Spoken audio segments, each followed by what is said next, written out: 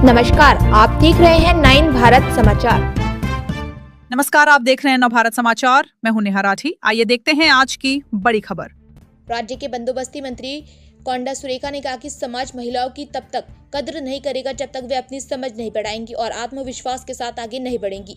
Indiramma minorities महिला शक्ति programme के तहत राज्य बंदोबस्ती वन पर्यावरण मंत्री वर्युलु श्रीमती कोंडा सुरेखा ने अंतर्राष्ट्रीय महिला दिवस के मौके पर वरंगल जिले के वरंगल मंडल के शिव नगर साई कन्वेंशन हॉल में आयोजित एक प्रोग्राम में हिस्सा लिया और लाभार्थियों को सिलाई मशीनें बांटी। इस प्रोग्राम में शहर की मेयर श्रीमती गुंडू सुधारानी, जिला कलेक्टर डॉक्टर सत्या शारदा, पार्षद पल्लम पद्दा, मुश्कमल्ला अरुणा, गुंडू चंदना, पोशाला पद्मा, सोमी सेट्टी, प्रवीण कुमार, डिप्टी कमिश्नर प्रसन्ना रानी और अन्य लोगों ने हिस्सा लिया।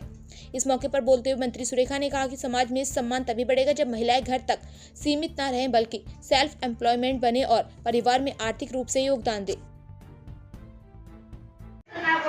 ఇప్పటికి కూడా భ్రూణ హత్యలు అనేటివి జరుగుతూనే ఉన్నాయి.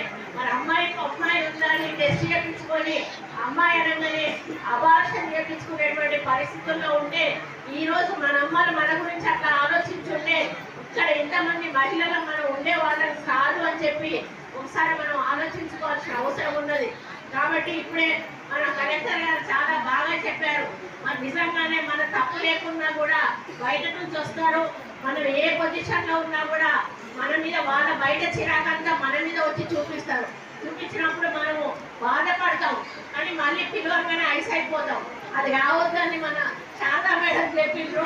కాకుండా ఎంతవరకు ఉండగలుగుతామో మీరు ప్రయత్నం చేయండి, కానీ ఉండలేము.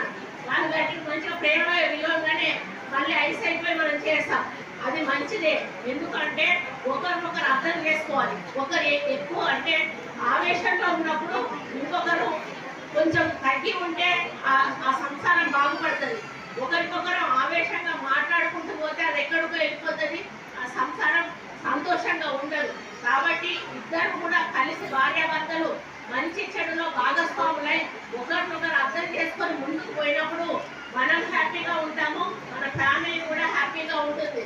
మరి ఈరోజు ఇంతమంది మహిళలు వచ్చి ఇక్కడ కూర్చున్నామంటే ప్రతి మహిళ విజయం వెనుక ఒక పురుషుడు అనేవాడు ఉంటాడు.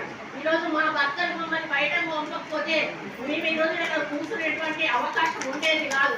కాబట్టి తప్పకుండా వాళ్ళను ఈ వేదిక మీద నుంచి అభినందించాల్సిన అవసరం ఎంతైనా ఉంది.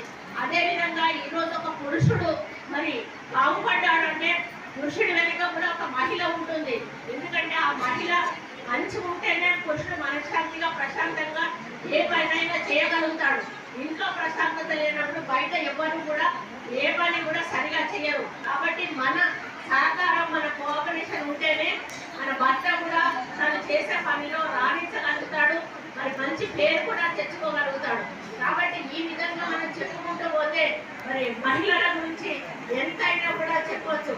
మరి ఈ అంశంలో మరి మీరందరూ కూడా మీ జీవితాల్లో ఒక మంచి మార్గంలో నడిచి మరి మీ యొక్క కుటుంబాలను చక్కదిద్దుకుంటూ, మీ యొక్క కాపురాలను చక్కదిద్దుకుంటూ, మీ పిల్లల భవిష్యత్తును ఒక మంచి గాడిలో నడిపిస్తూ మీరందరూ కూడా ఆర్థికంగా బలపడుతూ ఇప్పుడే మన కలెక్టర్ గారు చెప్పినట్టు ఉండాలి.